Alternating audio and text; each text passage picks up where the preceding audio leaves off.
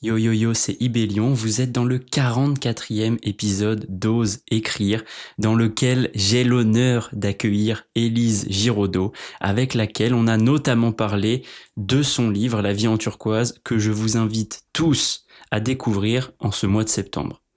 Je vous laisse avec cet échange passionnant et je vous dis à très très vite. Des bisous. Moi, c'est Sam, Ibélion de mon nom de plume. Je suis écrivain, coach et j'accompagne celles et ceux qui veulent renouer avec leur rêve d'écriture.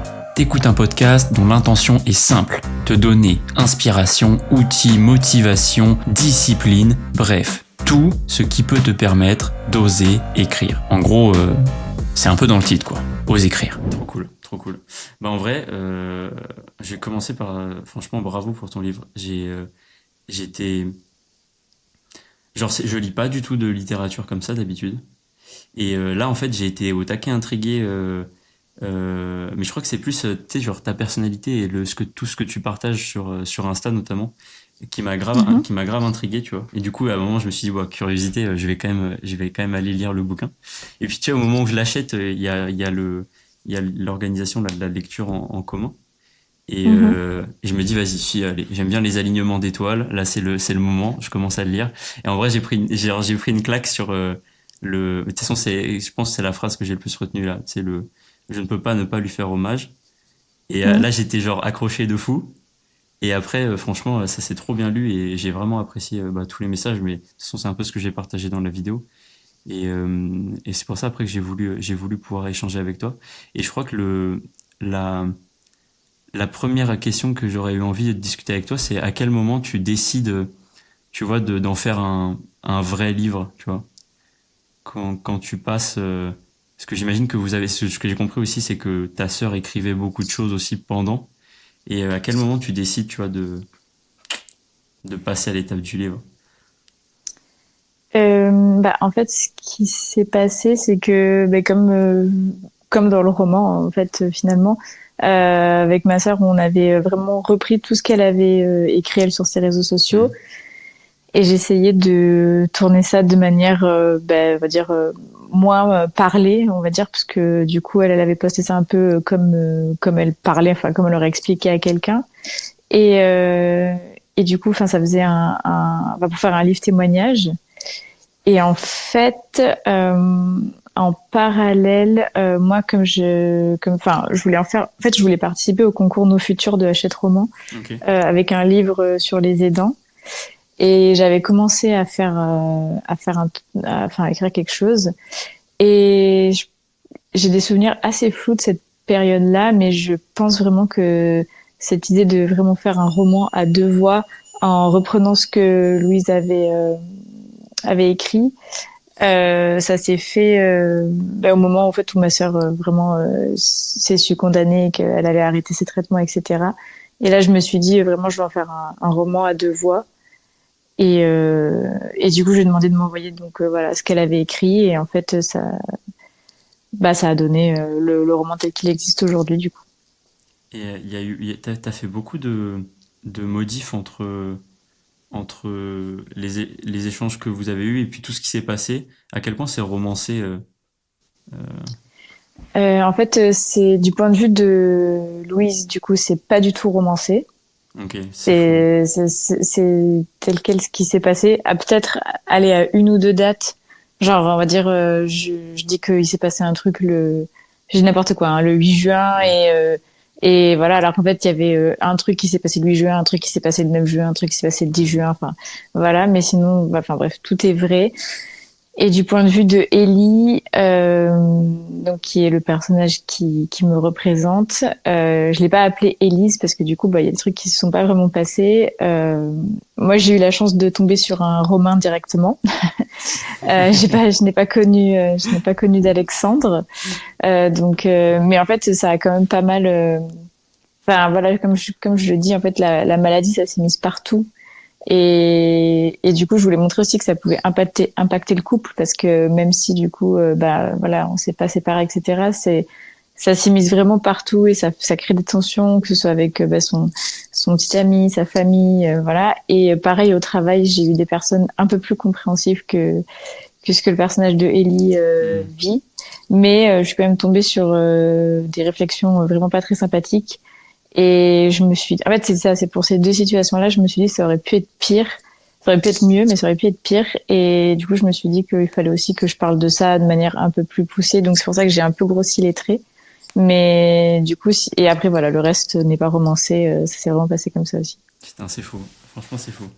Et c'est marrant parce que tu vois, du coup, le fait que t'aies rajouté ben, le Alexandre Romain, là, Mm. ça marche super bien dans l'histoire. Je trouve que t'as mis le curseur au bon endroit. Il y a des moments où tu lis, tu fais ah putain quel connard. Tu sais, t'as Mm. vraiment des trucs qui sortent comme ça. J'ai trouvé ça super bien écrit en vrai. Et et c'est tu vois c'est un truc bah, du coup ce que je disais dans ma chronique qui m'a vraiment marqué le rapport à la colère tu vois que tu peux avoir vis-à-vis des gens enfin de ce que te renvoient les gens et Mm. euh, et et je sais pas je crois que quelque part il y a aussi enfin je crois que dans ma vie j'ai été un peu les deux tu vois à la fois le parfois le Élie et parfois le Alexandre et et j'ai l'impression que c'est aussi super dur tu vois pour les Alexandre de vivre ces trucs là comme c'est super dur pour les Élie et je trouve que t'avais enfin que tu le montres super bien dans le roman quelque part euh, et Et ouais, franchement, j'ai été assez impressionné de la justesse de ce sentiment-là, enfin de la gestion de la colère. Je sais pas comment tu l'as travaillé, est-ce que tu y as beaucoup réfléchi ou est-ce que c'est venu naturellement? Mais ça m'a vraiment bluffé, ouais, ce truc-là. Bah, en fait, c'est venu vraiment naturellement parce que c'est vraiment des émotions bah, brutes que j'ai retranscrit. Euh, Attends, je sais pas trop comment répondre à la question parce qu'en fait, C'est un c'est partage en vrai. vraiment, Mm. ouais, non, mais en fait, c'est vraiment ce que j'ai ressenti, vraiment sensation pour sensation. Enfin, et du coup, j'ai pas vraiment cherché à travailler ce sentiment parce que je pense que de tous les sentiments euh, que j'ai ressentis, que je ressens encore aujourd'hui, c'est vraiment celui-là qui a prédominé. Mm. Même au-dessus de la tristesse finalement, parce que même si la tristesse arriverait évidemment en deuxième position, mais vraiment, toute cette histoire, c'est vraiment beaucoup de colère, vraiment. Je pense qu'on peut dire que c'est vraiment une histoire d'amour et de colère, donc d'amour sororal et vraiment ouais, de colère, parce que tout n'est qu'injustice en fait, et vraiment ça me, ouais, je pense que j'ai jamais, parce que moi je suis vraiment quelqu'un de très très gentil, mais trop. Ça a vraiment été un reproche qu'on m'a fait toute ma vie. Et, euh, et en fait, je ne savais pas me mettre en colère. Et je ne sais toujours pas trop d'ailleurs. Mais en fait, là, c'est vraiment cette période de ma vie où vraiment la colère, juste, elle m'a submergée. Et je pense que c'est pour ça que c'est sorti avec ce que tu me dis, avec justesse, parce que en fait, c'était tout nouveau pour moi et du coup, c'était assez facile de l'identifier en fait. Je sais pas si c'est clair ce que je veux Si, dire. c'est clair, ouais. Mais voilà, du coup, ouais, c'est vraiment cette colère qui a vraiment tout pris et qui est restée vraiment très très longtemps. Et je sais que quand j'ai relu le livre pour la publication, je me suis dit quand même qu'il y avait beaucoup de colère. Enfin, je l'ai même remarqué et pourtant je l'ai édité. Enfin, je l'ai relu qu'un an et demi après. Enfin, j'étais encore vraiment dans cette colère, mais je me disais ouais, Ellie, elle est hyper en colère. Et après, je me suis dit, bon, peut-être qu'il faudrait que j'atténue, parce que je me suis dit, voilà, Alice, t'avais des propos quand même. Et en fait, je me suis dit, non, en fait, c'est sorti comme ça, j'ai envie que ça reste comme ça, parce que je sais que quand moi je l'ai écrit, c'était vraiment ce que je pensais. Et en fait, j'ai rien touché, j'ai rien changé. Mm. Bah ouais, en tout cas, c'est le mot de justesse, je trouve qu'il se ressent vraiment très très bien. Et c'était au moment où du coup tu l'écris et que la colère, du coup tu t'arrives à la faire sortir un petit peu, c'était la première fois que tu la mettais, enfin que tu l'exprimais cette colère ou t'avais réussi un peu à la verbaliser avant. Est-ce que peut-être t'en avais parlé aussi avec, je sais pas, ta famille ou les gens qui étaient impliqués ou pas du tout? Oui, moi, je verbalise beaucoup, Ok. tout. Je, mon copain m'appelle l'emoji. Parce qu'en fait, il me dit que tout ce que je pense en fait se voit sur ma tête. Voilà, écoute, voilà, c'est ce qu'on me dit, c'est pas moi.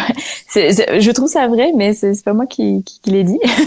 Mais c'est vrai que c'est très facile de savoir ce que je pense et je parle beaucoup aussi. Voilà, je suis quelqu'un qui est très dans la communication comme ça. Donc du coup, en fait, j'ai pas de souci en fait à mettre des mots sur mes émotions, qu'elles soient positives ou négatives. Par exemple, je sais pas, même des trucs très difficiles à admettre, genre la jalousie, j'ai pas de souci à dire quand je suis jalouse. Je sais pas, enfin bref, j'ai pas trop d'exemples, mais bref, donc en fait, j'ai pas de souci. Enfin, j'ai tout de suite identifié cette colère. Et, euh, et du coup, ouais, j'avais dû en parler. Après, j'écrivais aussi pas mal de trucs sur mon téléphone les soirs quand j'arrivais pas à dormir. J'écrivais des petits bouts que j'ai repris ou pas, je me rappelle pas, mais sûrement que j'ai dû reprendre au moment de l'écriture. Mais non, non, j'avais déjà, enfin, je suis sûre que je l'avais déjà verbalisé et en tout Mm. cas, je l'avais déjà identifié. Donc voilà. Ça, Ouais. c'est impressionnant. Merci pour ton partage. C'est vrai qu'on De rien. on ressent vachement les quatre émotions, enfin les majeures, la colère, tristesse, peur, joie. On les Mm. ressent vraiment toutes au long du roman. Et, euh, et quelque part, tu vois, c'est genre, en vrai, c'est une histoire grave triste, tu vois, sur tout le propos. Mais moi, je l'ai vraiment reçu et je crois que tu l'as partagé assez récemment d'ailleurs. Tu disais, en vrai, c'est un message d'espoir aussi. Et Mm. moi, je l'ai vraiment ressenti à la fin. En tout cas, c'est mon interprétation, mon interprétation de la fin. Euh, Comment ça t'a aidé, toi, justement, d'écrire ce livre pour, euh, pour toi, peut-être, pour d'autres, je sais pas. Euh, Bah, en fait, moi, il y a beaucoup de gens qui me disent oui, est-ce que l'écriture du roman t'a aidé à faire ton Ouais. deuil? Pas du tout. Vraiment, ça ne m'a pas aidé à faire mon deuil. Enfin, en tout cas, pas dans le sens où les gens me posent la question. Enfin, parce que Je je comprends. sais ce qu'il y a derrière, mais pas du tout. C'est plus, ça m'a aidé effectivement psychologiquement à tenir ma promesse. Enfin, parce que du coup, donc j'avais dit à ma sœur, voilà, je vais écrire un livre sur toi. Personne va t'oublier et tout, mais en fait, et même à ce moment-là, je sais, enfin, j'étais pas du tout en fait consciente de ce que j'allais faire vraiment. Enfin, parce que tout ce qui se passe maintenant, le fait qu'il y ait des gens qui le lisent et tout, j'avais pas imaginé. Enfin, attends, c'est hyper confus ce que je veux dire. Mais je veux dire, j'avais pas du tout, je m'étais pas projetée si loin. Je m'étais juste dit, en fait, je vais écrire un livre sur ma sœur, je vais écrire un livre sur deux sœurs.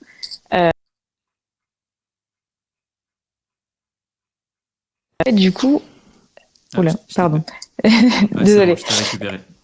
Parce qu'il y a un appel de démarchage qui m'a. Euh, je disais, j'avais pas du tout pensé, je m'étais pas projetée aussi loin, je m'étais juste dit, je vais écrire un livre sur ma sœur, je vais écrire un livre sur deux sœurs, et je le dis à ma sœur, et je vais vraiment le faire parce que voilà, très important pour moi de tenir ce que je dis, mais je m'étais jamais projetée plus loin en mode, oui, il y a vraiment des gens qui vont le lire, il y a des soignants qui vont le lire, il y a des gens potentiellement malades qui vont le lire, il y a d'autres personnes aidantes qui vont le lire, et je vais recevoir des retours et tout. Enfin, vraiment, je m'étais pas juste imaginé ça. Mais en fait, le fait de l'écrire, déjà, moi, ça m'a fait du bien parce que je me suis dit, je vais poser les mots.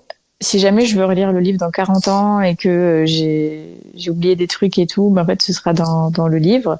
Ma sœur sera dans le livre parce que je sais que mes parents l'ont lu et ils m'ont dit oui, on reconnaît vachement bien ta sœur quand les dialogues quand elle parle, je peux l'imaginer, ses mimiques et tout. Et du coup, mais ça c'était vraiment une fierté immense pour moi. Donc je me dis ok, ça c'est bon, c'est fait. Et après, ben en fait, ça a pris toute une autre dimension quand ben il y a vraiment des gens qui l'ont lu, qui m'ont fait des retours.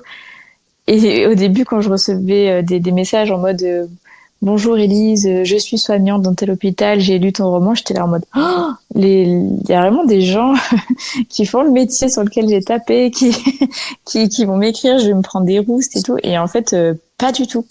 Il y a plein de gens qui m'ont dit merci. Franchement, je pense que les personnes qui m'ont dit ouais, quand même, t'as un peu abusé et tout, ça se compte vraiment sur les doigts de la main. Et pourtant, j'ai vraiment eu plein de retours et c'est super chouette. Et plein de personnes aussi m'ont dit oui, voilà, ben moi je suis malade. À travers le personnage de Louise, elle se pose des questions que je me pose moi-même, ou comment les gens de ma famille ont réagi, je comprenais pas, mais grâce au livre je comprends et tout. Et je me dis, mais en fait c'est super parce que j'ai repris des trucs que Louise avait écrits, les choses que moi je pensais, et du coup, ben on fait encore quelque chose d'utile ensemble. Et ça aussi, ça m'aide dans ma tête. Je me dis, voilà, enfin, parce que c'est hyper dur en fait dans le deuil et surtout dans le fait de perdre quelqu'un si jeune. Enfin, des fois, je me dis, enfin, je sais que ma sœur existait, mais en fait, c'est hyper dur de. Là, je suis en train un peu de partir trop loin, Non, non, mais t'inquiète. enfin, c'est juste Vas-y. de se dire qu'en fait, enfin, je me dis voilà, ma sœur a vraiment existé, on a vraiment partagé ça ensemble et on fait encore un truc ensemble main dans la main et du coup, ça c'est beau et ça me fait du bien. Voilà, on va dire ça. En vrai, c'est magnifique et je partage tout à fait. Je trouve que ça se ressent beaucoup quand on lit le livre, qu'il y a cette sorte. Bah, en tout cas, moi, à titre personnel, j'associe beaucoup le fait d'écrire et de réussir à partager quelque chose de nous à une sorte d'immortalité, tu vois. C'est vraiment quelque Mm, chose, tu donnes une partie de toi et puis après, les gens lisent et en font leur interprétation, en font mm, leur histoire à quelque part et c'est ça qui fait.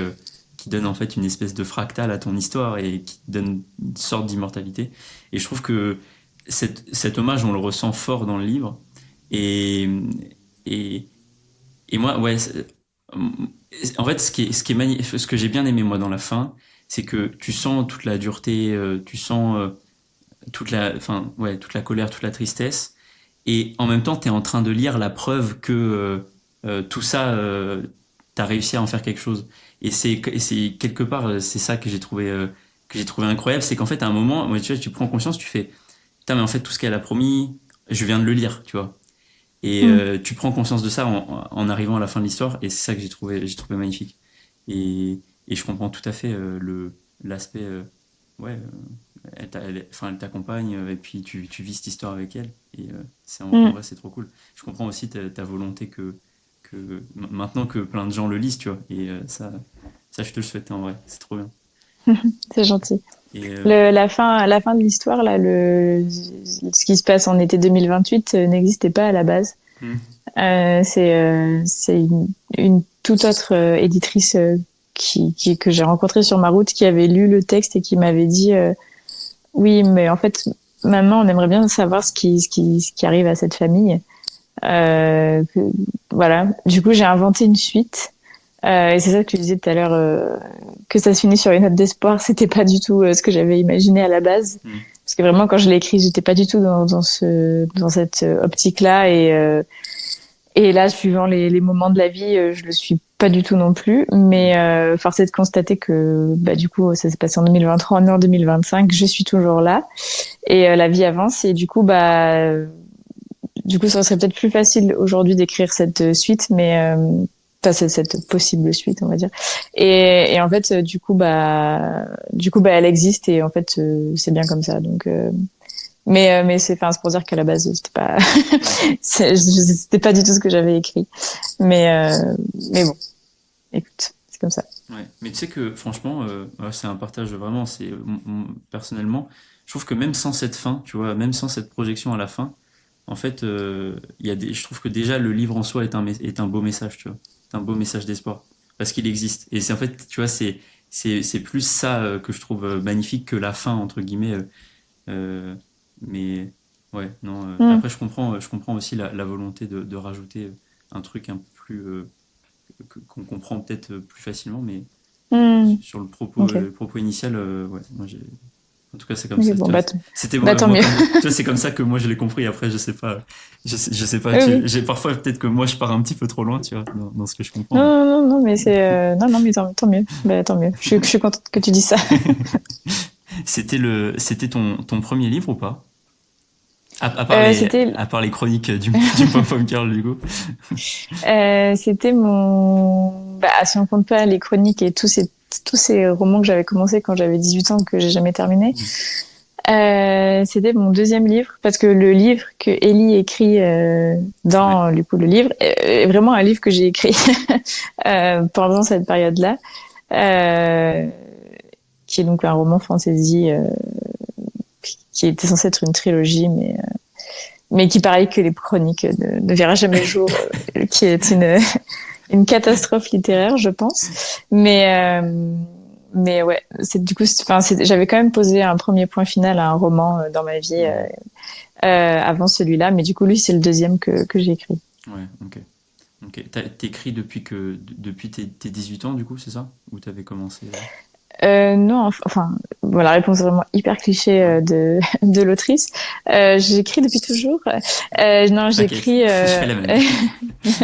Non, non, en fait, j'aimais bien inventer la suite des histoires quand j'étais en CP.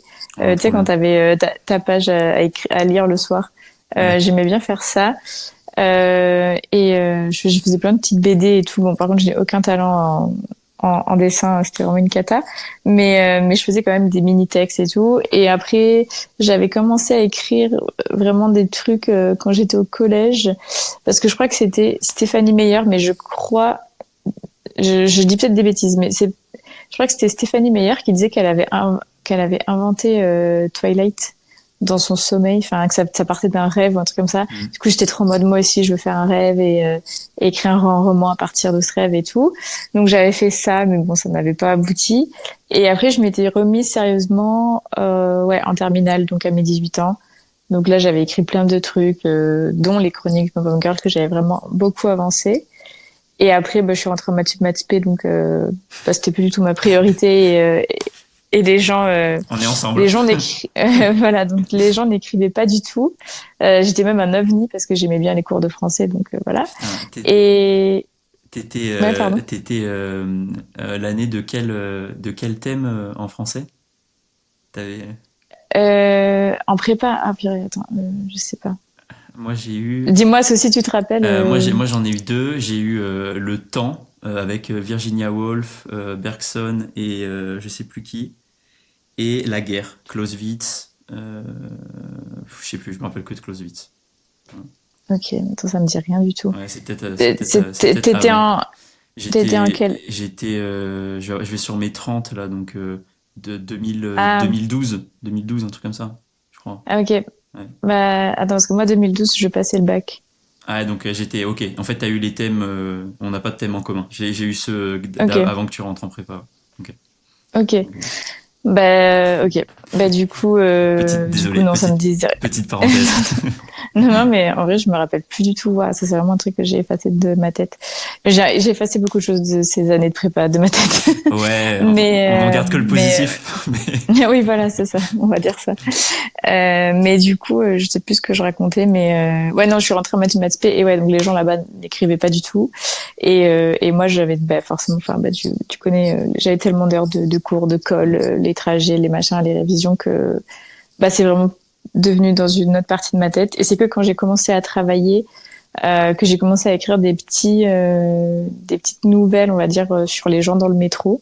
Parce que du coup, Ouais. j'avais déménagé à Paris et le métro, c'était une nouveauté pour moi, donc ça m'inspirait pas mal. Et après, du coup, voilà, vraiment, quand ma sœur est tombée malade, c'était déjà dans un coin de ma tête de me remettre à écrire de manière sérieuse, mais du coup là, ça a accéléré un peu le processus. Donc voilà, un petit peu mon parcours avec l'écriture. En vrai, c'est super beau. C'est, c'est, c'est un peu, je sais plus si on avait déjà parlé de ça, mais moi, c'était un des grands combats, le fait de, parce qu'effectivement, quand tu fais maths sup, maths spé, ingénieur, la dernière chose qu'on t'apprend, c'est à être créatif, à écrire ou ce genre de choses. Mm, Et je trouve ça super dur de reconnecter, tu vois, après, quand t'as passé plus de 5 ans à vraiment pas du tout faire ça. Et, mm, et, et tu vois, ce qui est assez beau, c'est que finalement, tu as réussi à reconnecter avec ça. Et après, effectivement, sans que ça soit comparable, un peu de la même manière, c'est une épreuve relativement compliquée qui m'a fait revenir à ça aussi un moment. Et, et, et comme quoi c'est beau comme de réussir à reconnecter avec cette passion-là. Ouais. mm, mm. Ouais, non, mais tout à fait. Et c'est marrant, que le fait que tu parles du métro, ça me fait marrer, ça me fait penser à quelque chose. J'ai discuté avec enfin mon partage, hop, parenthèse, mon oncle est régisseur de théâtre et il m'avait fait échanger avec le directeur de La Colline, qui est un théâtre à Paris. Et il m'avait raconté ça, il m'avait dit quasiment la même chose que toi. Il me disait, dans le métro, tout le monde est sur son téléphone, personne se regarde, personne se parle. Et lui, il disait, j'adore regarder les gens, je trouve ça hyper Mm. inspirant. À chaque fois, je me dis, mais putain, qu'est-ce qui se passe dans sa vie? Qu'est-ce qu'il fait quand il va sortir du Oui, métro, mais c'est ça. etc. Et c'est, en vrai, ouais, c'est fou, tu peux partir super loin sur ce genre de choses. Ouais, ouais, Ouais. ouais. Non, mais moi, j'adore faire ça. Enfin, quand j'écris pas, du coup, parce que moi, je passe beaucoup de temps dans le métro, donc j'écris sur mon téléphone dans le Mm. métro. Mais quand je n'écris pas, j'aime bien bah, soit lire, soit vraiment juste je m'assois et je regarde les gens, j'en prends un ou une au hasard et je lui invente une vie. Et je trouve ça hyper. Enfin, du coup, ça nourrit ta créativité comme ça, Ouais, de fou. gratuitement. Et c'est voilà le métro, En le vrai, c'est métro de fou. Paris. Et c'est comment t'as pris l'habitude d'écrire dans le métro? Même tes vrais, enfin, c'est vrai, sans dire qu'il y a des nouvelles, c'est pas des vrais textes, mais genre tes romans, etc. Comment t'as fait pour ça me paraît tellement fou. Bah là, du coup, mon roman, du coup, bah, qui va sortir en 2026 officiellement, Ouais. il aura été écrit vraiment à 85% dans le métro. Hein. Mais C'est vraiment, je vais le mettre incroyable. dans les remerciements, ça, parce que Ouais. vraiment, le premier jet été écrit peut-être même à 90%. En fait, il faudrait que ouais, non, je sais pas si je pourrais savoir, mais vraiment, enfin voilà, beaucoup, presque la totalité a été écrite dans le métro. Et comment j'en suis venue à écrire dans le métro? Ben, c'est parce qu'en fait, quand je vais au travail, j'ai 1 heure et demie de trajet pour y aller, 1 heure et demie pour revenir. Et en fait, ça me saoule. ça me, ça me saoule de perdre autant de temps dans les transports. Enfin, vraiment 3 heures par jour, c'est énorme. Et du coup, je me suis dit, mais en fait, il faut que il faut rentabiliser ce temps que je passe à ne rien faire finalement, à juste me déplacer. Et donc, du coup, bah, voilà, je me suis dit, bah, tiens, je vais écrire dans le métro.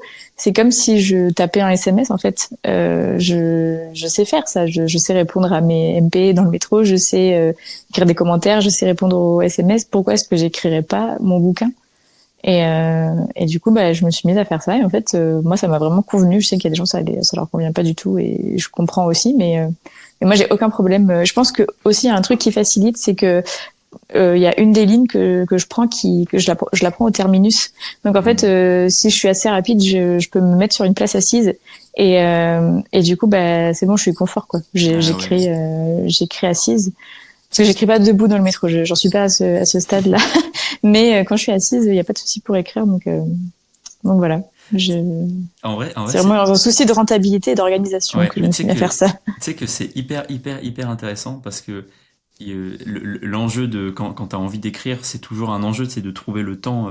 Le temps, et Ouais. t'es toujours un peu perpétuellement en train de te dire putain, mais je suis frustré parce que j'ai pas le temps, tu vois. Et en Mm. vrai, je pense que tu vois, tu dis et les gens sont parfois peut-être pas confortables. Moi, je pense qu'il y en a plein qui ont pas essayé, tu vois aussi. Et peut-être que justement, ça leur conviendrait. Et c'est Peut-être. et c'est et en vrai, je trouve ça magnifique de réussir à tu vois, à chaque fois, je dis qu'il faut réussir enfin, il faut. C'est bien de rendre ses actions congruentes avec les rêves qu'on a, tu vois. Et donc, Mm. on a toujours des impératifs dans la vie que tu peux pas changer, tu vois. Si tu dois aller chercher Mm. tes enfants à l'école, tu vas pas arrêter d'aller les chercher pour écrire ton livre. Et par Non, contre, bien après, sûr. sur tous les temps libres que tu as, c'est toujours intéressant de se dire, ok, mais comment je peux les utiliser pour, tu vois. Et Mm. en vrai, tu vois, le temps de métro, c'est super astucieux. C'est super astucieux. Et, euh, et ouais, bravo, ça en inspirera peut-être beaucoup. Bah, moi, c'était l'autrice Célia Samba, je sais pas si tu la connais. C'est Ah la non. première gagnante du concours Nos Futurs de Hachette Roman, qui a écrit du coup un roman qui s'appelle La rue qui nous sépare. C'est lui qui a gagné, roman magnifique, et qui a écrit un deuxième roman qui parle aussi des aidants, que Ok. j'ai lu après avoir écrit La vie en turquoise, qui s'appelle Nos cœurs aidants, justement, qui est un de mes livres préférés. Mais c'est elle du coup qui avait parlé de ça. Enfin, elle me l'avait pas dit directement à l'époque, mais elle disait que son premier roman, La rue qui nous sépare, elle l'avait écrit à pas mal de pourcentage dans le métro.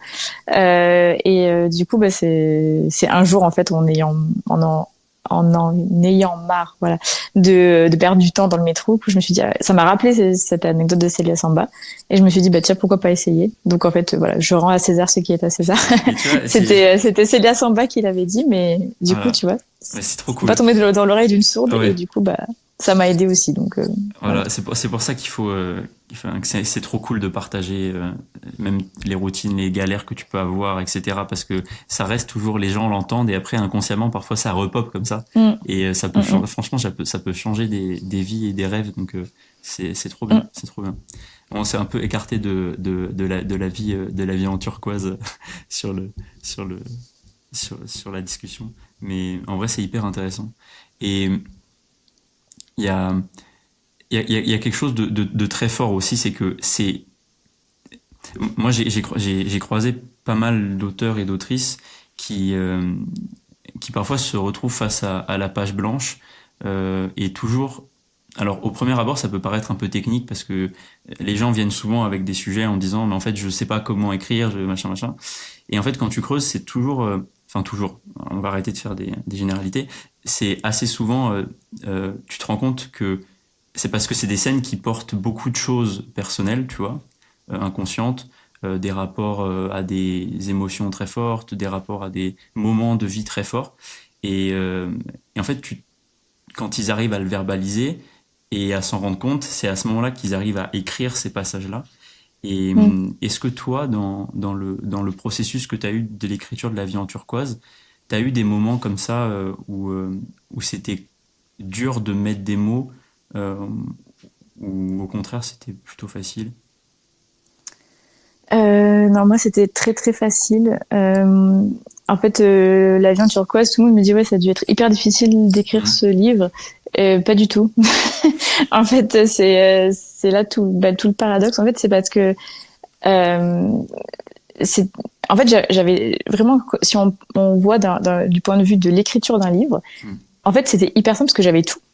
J'avais mes personnages, j'avais l'intrigue, j'avais le découpage en chapitres. En fait, c'était hyper facile à écrire parce que c'était de la vraie vie que j'ai retranscrit sur papier. Donc en fait, j'avais pas à me chercher, à me creuser la tête, à savoir quel arc narratif pour quel personnage, quelle sous-intrigue, quel est son besoin, quel est son machin. En fait, tout était là. Donc en fait, d'un point de vue vraiment purement écriture, c'était hyper facile. Enfin de plutôt que d'un point de vue construction d'intrigue et tout, c'était hyper facile.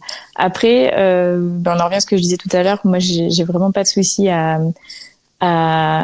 verbaliser les choses et du coup, j'ai pas de souci à les écrire. Et j'allais dire depuis que je suis autrice. Bon, là, on pourrait partir dans un débat de à partir de quand que les gens sont auteurs, etc.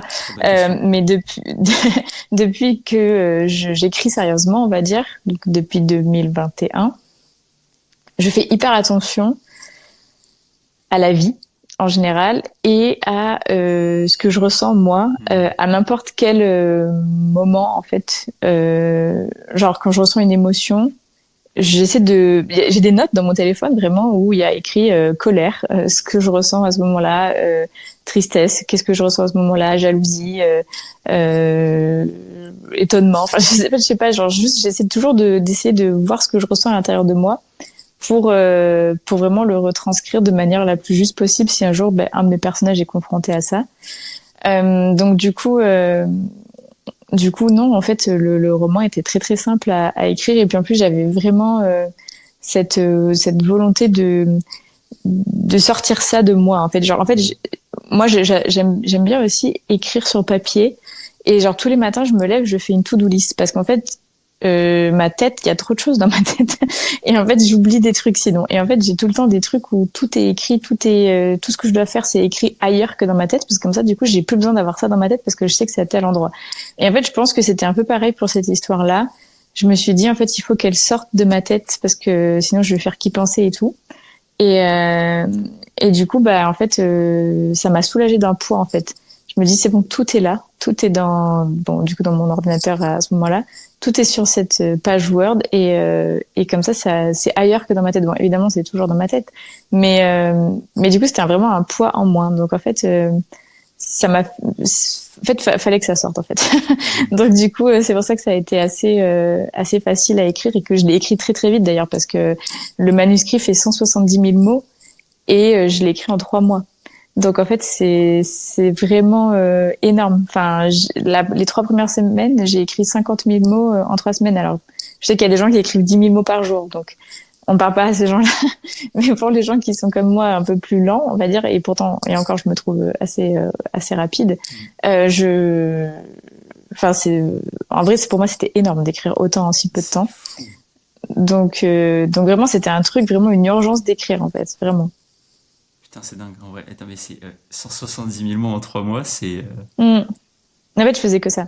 Bah, déjà, j'étais en arrêt de travail parce que bah, le deuil et tout, puisque j'ai commencé à l'écrire une semaine après le décès de ma sœur. Waouh, ok. Et du coup, j'ai vraiment écrit toute la journée. En fait, je faisais que ça. Genre, le matin, je me levais, je me mettais à mon clavier, j'écrivais. Le midi, je mangeais. Après, je me remettais à écrire.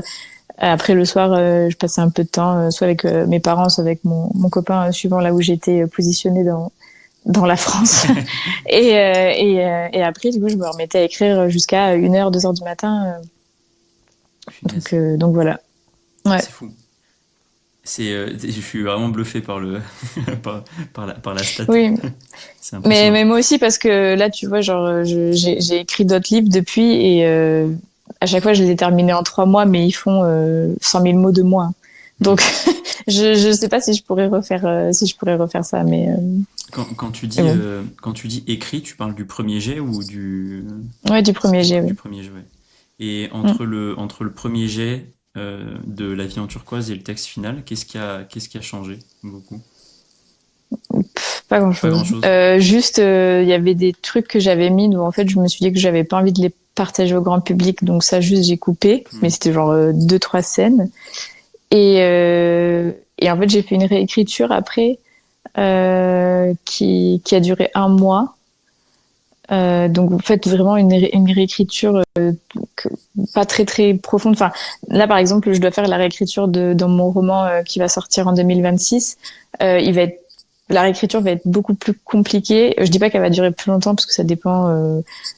Enfin, au mois d'octobre, il y a pas beaucoup de taf à mon taf alimentaire du coup, donc peut-être que je vais mettre pas beaucoup de temps pour la faire, ça je sais pas, mais il y a vraiment des gros points structurants à reprendre et j'en suis tout à fait consciente, pardon. Autant là, il y avait vraiment rien de structurant, il n'y avait pas de scène à ajouter, il y avait, Hmm. enfin, donc du coup, et puis même en fait, si tu veux, enfin, je sais qu'il y a beaucoup d'auteurs et d'autrices qui disent que que leurs romans d'après sont sont mieux que leur premier roman publié en tout cas.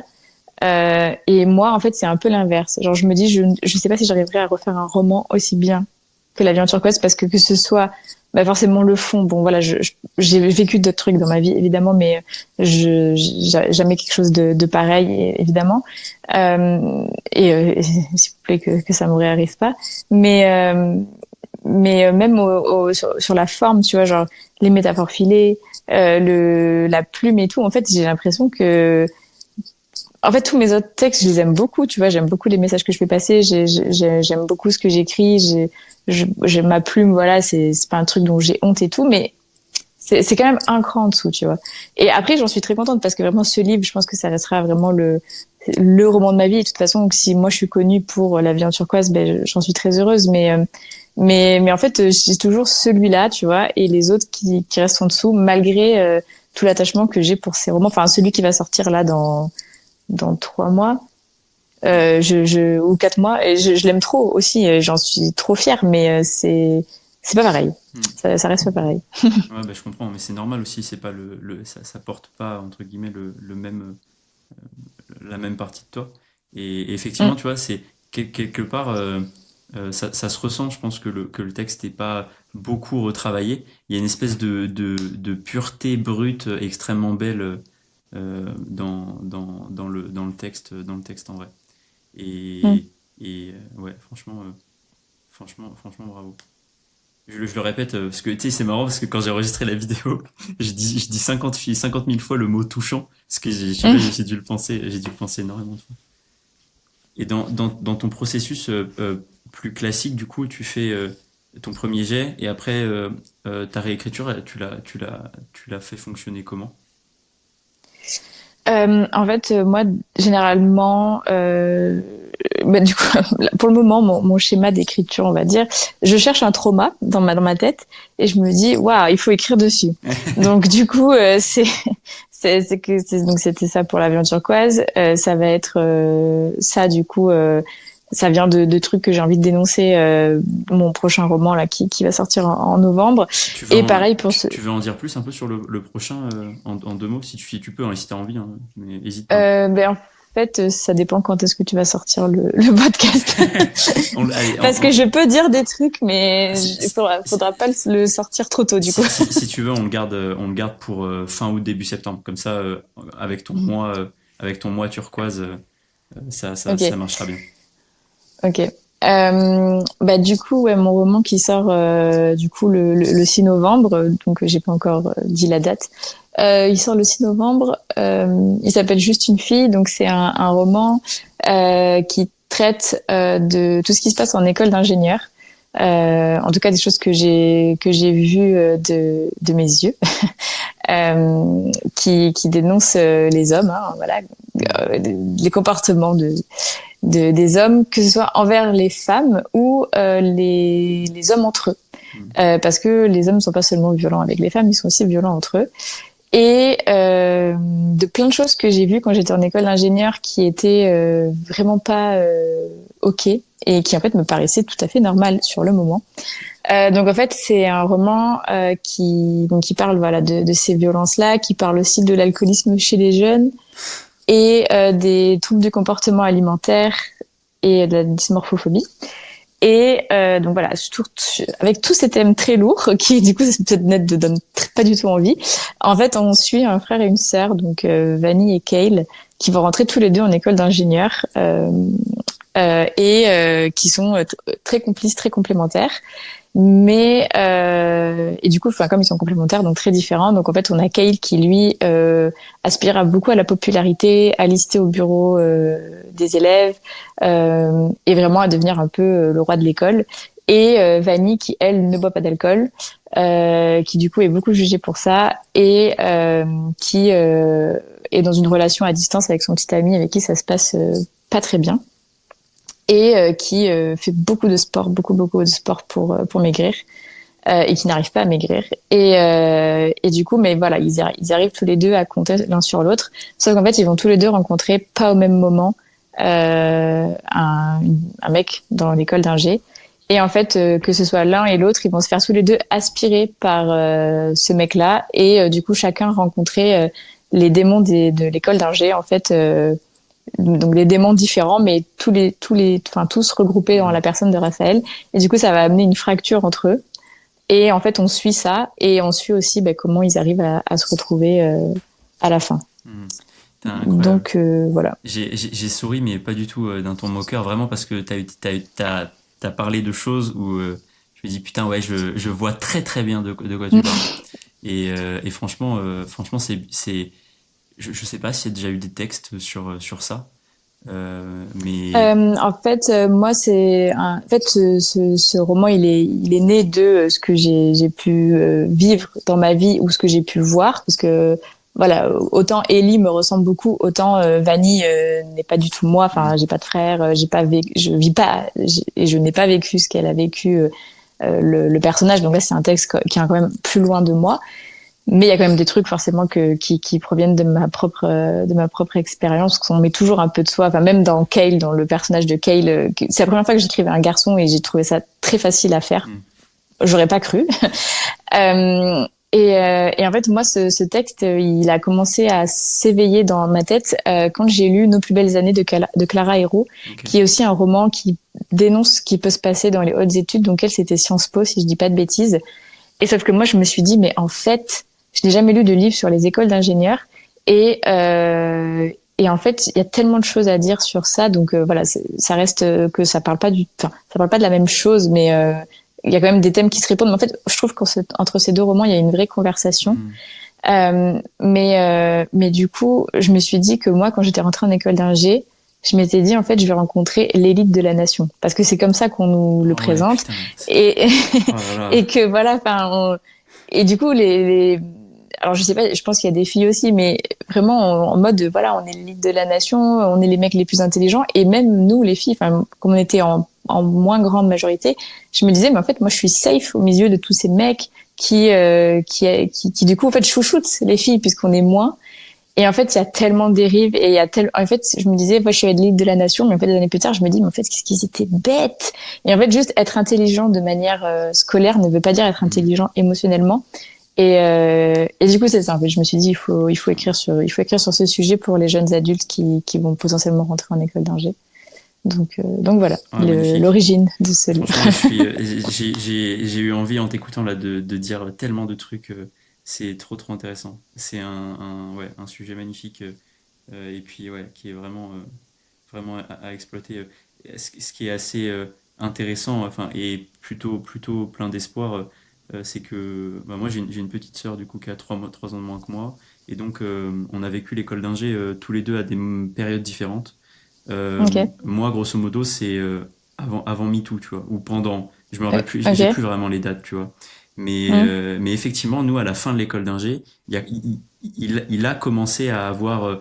On a commencé à se rendre compte de trucs, tu vois, qui étaient pas normaux, tu vois, et qui étaient acceptés. Et je vois quand même que après ma sœur qui a eu des changements, tu vois. Donc quelque part, tu sais, Ok. les consciences commencent à être marquées et commencent à évoluer. Mais effectivement, il y a des trucs de fou. Enfin, et effectivement, ce truc de dire que vous êtes l'élite de la nation, j'ai l'impression que c'est un mot que se passaient les prépas et les écoles, tu vois. Hmm. Vraiment. Moi, je me rappelle, hein, mon premier jour de prépa, j'arrive, la directrice qui dit, et j'étais pas dans une prépa de ouf en plus, hein, j'étais à Camille Julien à Bordeaux, je sais pas si ça te parle, tu vois, mais c'est Ah oui, oui, vraiment. ben moi j'étais à Montaigne, Bah donc voilà, tu vois, bah ma sœur a fait ma sœur a fait Montaigne. À tous les coups, ok. vous êtes peut-être croisés, hein, tu vois. Mais Peut-être. et tu vois je me rappelle, je faisais prépa pas ouf et là vous êtes l'élite de la nation, le fleuron de notre future industrie et tout. Moi t'es là, tu débarques du lycée et tu comprends rien, tu vois. Et effectivement, t'as Hmm. l'impression que l'intelligence fait tout. T'en croises beaucoup des comme ça. Et en fait, pas du tout, quoi. Et on Hmm. nous apprend pas les émotions, laisse tomber. C'est un truc que moi j'ai découvert en passant du côté coaching, tu vois. C'est pas du tout en ingénierie Hmm. que j'ai appris tout ça, tu vois. Ah oui, non, non, Et, mais non, non, clairement. Ouais. ouais, Bah, tu me diras ce que tu penses de Kale, du coup. ouais, carrément, en vrai, Parce que lui, il fait, voilà, c'est pas du tout un mec déconstruit, c'est un mec qui apprend. Donc moi, je trouve que c'est un mec attachant. ouais, Mais du coup, enfin voilà, c'est vraiment ce mec à qui on n'a pas appris et qui lui essaye de faire de son mieux, mais bah ouais, il a les deux côtés quoi. ouais, Donc putain, ouais, bon, avec, bah voilà, ça y est, j'ai hâte d'avoir des retours ouais, sur bah ce roman. franchement, celui-là, si tu veux, on en reparlera avec grand plaisir. Et c'est marrant parce que moi, j'ai un autre podcast que j'ai fait avec un pote qu'on a appelé le colloque d'ingé, justement, parce qu'on s'est rencontrés Ok. avant, et puis on parle beaucoup des écoles d'ingé, justement, et de tout ce que on nous apprend ou on nous apprend pas, tu vois. Et putain, au taquet intéressant. Je suis trop content de voir que t'écris, que t'as écrit sur ça, du coup. C'est trop bien. Mm. Et ça, Ah bah, tant mieux. c'est chez Solaire aussi, c'est ça? Ouais, Ouais, ouais, ok, ouais. trop cool. Trop cool, trop cool. Ouais. Et d'ailleurs, tu sais, ça me fait penser, parce que Solaire, du young adulte, c'est ça? Ouais, c'est le label Young Ouais. Adult des éditions Erol Roman. Et j'avoue que j'ai été trop surpris parce que du coup, je suis allé à la Fnac pour acheter ton livre. Et moi, je vais au rayon un peu, enfin, entre guillemets, classique des romans. Et en fait, ils m'ont envoyé au rayon young adulte, mais plutôt ado. Et, euh, Mm. et du coup, j'ai découvert que le young adulte, c'était plus que ça mettait des protagonistes jeunes en scène, c'est ça? Que. Oui, en fait, le Young Adult, c'est plus des romans d'apprentissage, si tu veux. En gros, Ah, vraiment des romans où, en fait, il y a vraiment ouais, des trucs qui se passent dans la construction, en fait, de ta personne. Donc, c'est pour ça que, ben, du coup, Capucine, donc, mon éditrice chez Solaire slash Erol, elle a voulu placer l'avion turquoise dans ce label-là parce qu'il va très bien aussi en littérature plus adulte. Enfin, c'est pas du tout un roman que pour hmm, les jeunes adultes, mais en fait, les protagonistes, ben voilà, enfin, tu l'as lu, elles sont confrontées à quelque chose auquel elles sont pas censées être confrontées à leur âge. ouais. Et du coup, bah, c'est en ça qu'elle trouvait que c'était quand même un roman d'apprentissage et un roman qui parle de résilience. Et ça, c'est un sentiment qu'on côtoie à n'importe Hmm, quel âge de sa vie. Et du coup, ouais, le young adult, ça dépend en fait des maisons d'édition, mais c'est aussi généralement des textes qui peuvent se lire à partir de 13-14 ans et surtout des textes où il n'y a pas de scène de sexe explicite et pas de sang très gore. Voilà, c'est un petit peu tout ça. Le young adulte, c'est un peu nébuleux. Toutes les maisons d'édition sont pas accordées sur ça, mais grosso modo, c'est ça en fait le young adulte. Ok, ouais, je comprends mieux, je comprends mieux. Parce que effectivement, c'est quand même, il y a des passages qui sont, qui font mal, hein. Franchement, Oui, dans putain, la vie en ouais, turquoise, oui, ouais, c'est, mais en fait, si tu veux, il y a des enfants de 8 ans qui ont des cancers ouais, c'est vrai. et on les prépare pas à ça. Et les frères et sœurs, même ils peuvent avoir 4 ans ou 12 ans, mais ils vont vivre la même chose. Donc Mm. ça, la maladie, en fait, autant le sexe, le sang, les trucs gore qu'on peut voir à la télé, bah tu peux essayer de préserver les gens de ça. Autant la maladie, elle prévient pas. Donc en fait, mais malheureusement, aujourd'hui, là, au moment où on parle, on enregistre le podcast, il y a un enfant de 6 ans qui a une leucémie, qui est en train de vivre malheureusement ce que ma sœur a vécu. Et ben voilà, enfin, personne lui a demandé si son âge était OK. Donc malheureusement, ouais, la maladie et le statut d'aidant, c'est tout âge. C'est vrai. Et, et je me suis perdu, en vrai. Je suis été touché par ce que tu disais, du coup, j'en ai perdu le fil de mes pensées. Pas de souci, prends ton temps Oh là là. pour ta question. Si, alors tout à l'heure, à chaque fois, j'aime bien quand même poser cette question. Alors toi, c'est encore plus particulier, mais le moment où tu reçois La vie en turquoise, que tu reçois la première version imprimée, qu'est-ce que t'as ressenti à ce moment-là? Ben, je me suis dit, bah, ça y est, je l'ai fait. Je, j'ai tenu ma promesse. Elle est là. Elle est dans, tiens, regarde, elle est là. Elle est dans, j'ai toujours un exemplaire partout dans ma maison. Elle est là et du coup, j'ai pleuré en fait. J'étais vraiment, vraiment trop contente parce que j'ai quand même un peu une relation amour-haine avec ce roman dans le sens où, bah, je suis trop contente de l'avoir écrit et en même temps j'aurais tellement aimé ne jamais avoir à l'écrire. Ouais. Donc euh, donc voilà, mais bon, comme je dis, on peut pas changer la vie.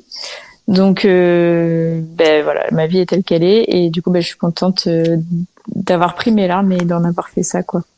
Donc voilà, je suis contente d'avoir tenu ma promesse. Voilà. Très beau message. Et d'ailleurs, la version poche est vraiment magnifique. C'était, je sais pas qui Oui, a eu l'idée du jaspage, du jaspage, euh, mais magnifique. c'est Capucine Delattre, l'éditrice du coup Ok. du label, qui a dit mais attends, est-ce qu'on peut faire des poches jaspées?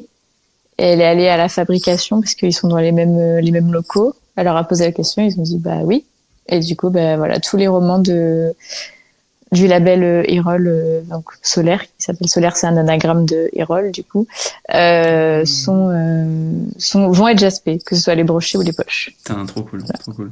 Et Mm. l'aventure que tu as eue donc quand tu finis ton premier jet, à ce moment-là, tu commences à rentrer en contact avec la maison d'édition ou tu essaies de l'envoyer à plusieurs. Comment ça s'est passé justement le passage du texte au livre physique? En fait, ce texte, il a vécu vraiment les montagnes russes parce que moi, j'avais déjà pris contact avec pas mal de maisons d'édition Hmm. parce que je m'étais vraiment déplacée dans beaucoup de salons du livre qui étaient sur Paris. J'étais allée pitcher donc ma fantaisie à l'époque que j'écrivais. Et du coup, j'avais le contact de plusieurs éditeuristes. Et Hmm. j'ai fait aussi une formation d'écriture qui s'appelle Devenir écrivain, donc la formation Ok, LICAR ouais. et que j'ai faite en 2022 du coup et du coup qui nous donne aussi accès à des contacts d'éditeurs et du coup j'en avais déjà parlé etc et bref donc en fait je termine, j'envoie à ces gens-là qui me répondent tous non parce que ils m'ont dit le texte est super mais il est trop cru, il est trop vrai donc on peut enfin voilà ils se sentaient pas de le porter. Euh, donc ensuite, moi, j'ai contacté une petite maison d'édition qui venait d'ouvrir à l'époque, qui a accepté mon texte. Donc il était sorti, mais il était pas distribué, pas diffusé. En fait, on pouvait le commander que sur Internet et tout. Il a quand même trouvé son public parce que moi j'ai fait une promo, je faisais que ça. Et en fait, après, il a été repéré du coup par cette éditrice de chez Erol Roman, qui du coup elle s'est dit mais pourquoi pas dans le label, etc. Et en fait, ça s'est fait comme ça. C'est comme ça qu'il est sorti en poche et qu'aujourd'hui, ben, il a la visibilité qu'il a et il est présent en librairie. C'est parce que du coup, il a été repéré par cette éditrice là. Mais du coup, voilà, ça, vraiment, il a fait. Il a été, ça a été plusieurs vagues finalement, comme dans le roman. Et voilà, mais c'est bon, là, je pense qu'il est à l'endroit où il doit être. Donc voilà, c'est bon, Ouais. ça y est, je suis soulagée. Magnifique. Non, mais comme quoi, voilà, la vie d'un livre est un peu chaotique. C'est jamais c'est des hauts, des bas, Non. etc. Mm, Mais mm, c'est ouais, effectivement, c'est trop cool qu'il ait tapé dans l'œil. Et quelque part, tu vois, on se demande souvent comment prendre les refus de maisons d'édition, mais euh, la grande force de ton texte, c'est justement qu'il soit cru et vrai, tu vois. Et Ah oui, oui, oui. quelque part, c'est beau. Ça veut dire que tu vois, même dans les refus que tu peux recevoir, il y a aussi du positif. Il y a aussi du positif, et c'est Mm, finalement ce qui fait la force aussi de quelque chose, quoi. Donc quelqu'un qui n'aime mm, pas quelque chose, c'est sa force aussi. C'est ça qui est. Oui, oui, non, mais je suis complètement d'accord parce que en plus, enfin, les éditeurs, les éditrices qui m'ont refusé, ils m'ont dit oui, si tu le retravaillais, peut-être, machin. Mais en fait, autant j'ai fait plein d'erreurs dans mon parcours de publication et j'ai accepté des trucs parce que c'était la première fois que je t'ai publié, etc. Autant ça, jamais je me suis vue retravailler le texte pour le rendre moins cru ou moins vrai. Enfin, Hmm. il y a plein de trucs sur lesquels j'aurais dû dire non et j'ai pas dit non. Autant là, jamais je me suis dit ah oui en fait je vais le retravailler et le rendre plus doux pour réussir à le faire publier en fait. Hmm. Donc et du coup bah j'ai bien fait parce qu'effectivement je pense que c'est ça qui fait qu'on se rappelle du livre en fait Ouais. quand on l'a lu. Donc Bah, à mon sens, parce que l'intention que tu avais avec ce livre, elle est remplie à 100% et tu l'as maintenue en fait. Et c'est souvent, euh, tu vois, à chaque fois, j'ai dit, une des premières choses qui est extrêmement importante quand tu écris ton livre, c'est l'intention que tu as avec.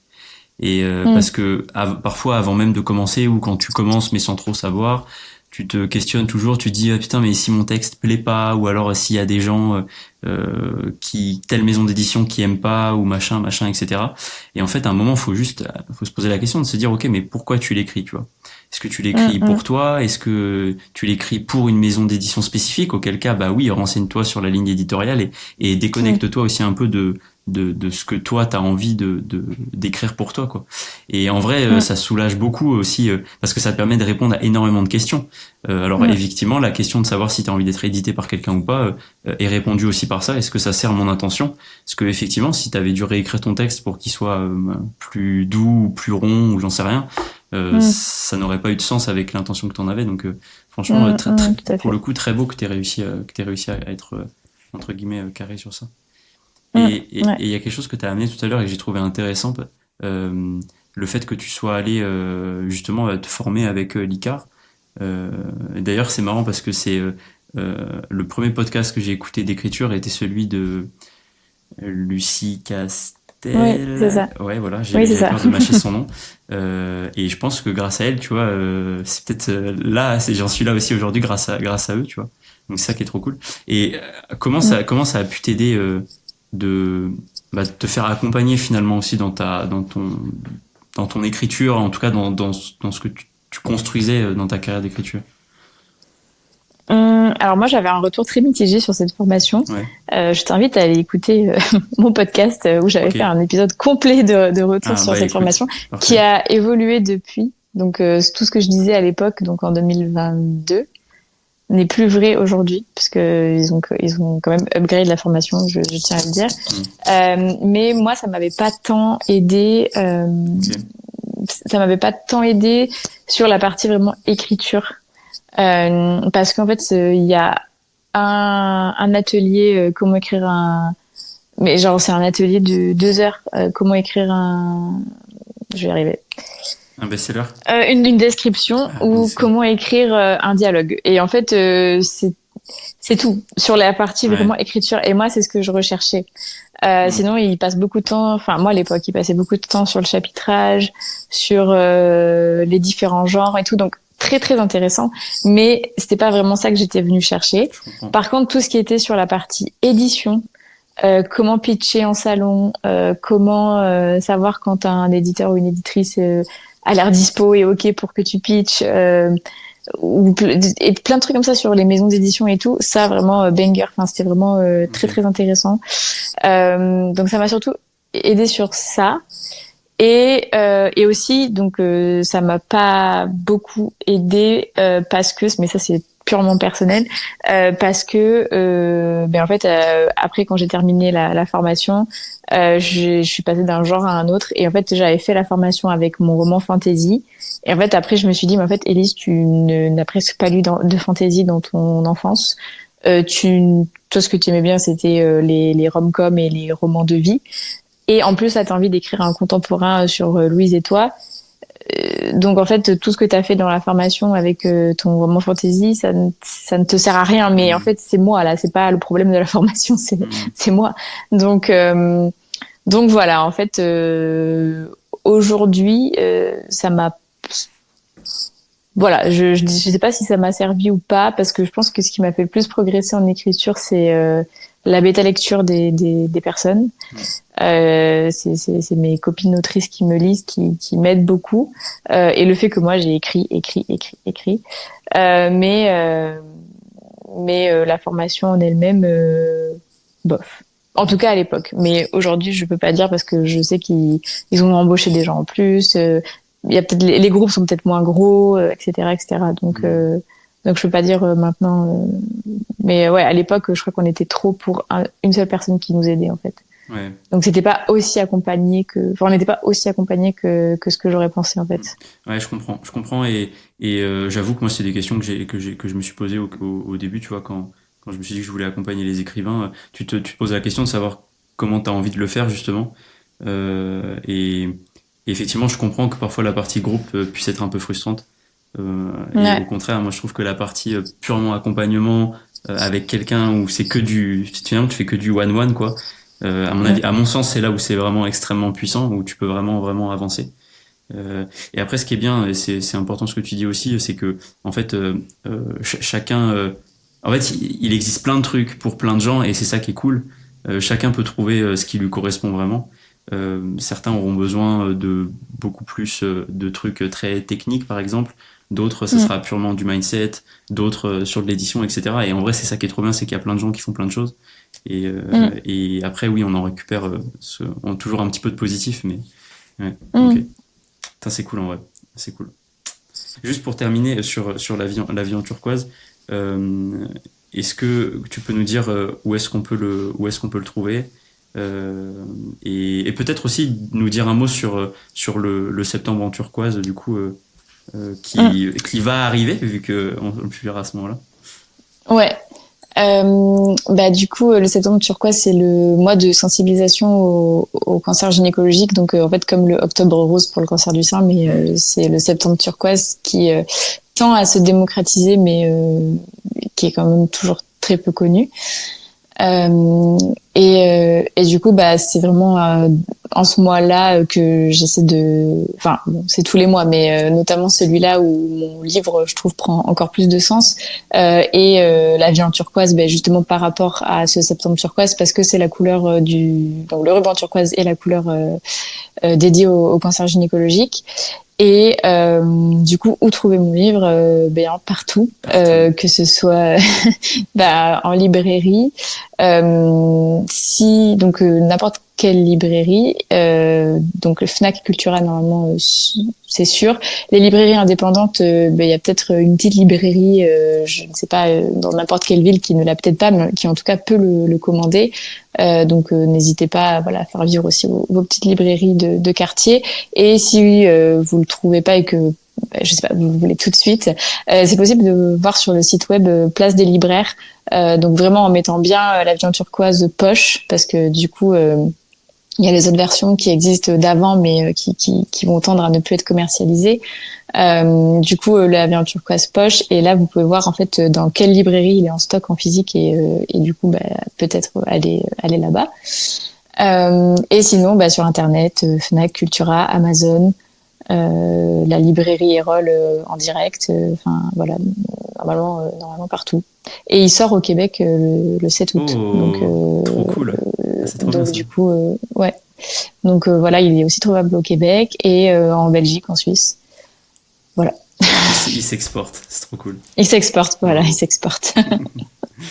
Merci beaucoup, Élise, pour tout ton partage. De rien, merci beaucoup à toi de m'avoir donné la parole. C'est toujours chouette. Avec plaisir. Et tu reviendras pour parler de ton livre de l'ingénierie. Oui. Franchement, j'ai vraiment hâte de le découvrir. Ça, pour le coup. Écoute, quand tu l'auras lu, tu me dis.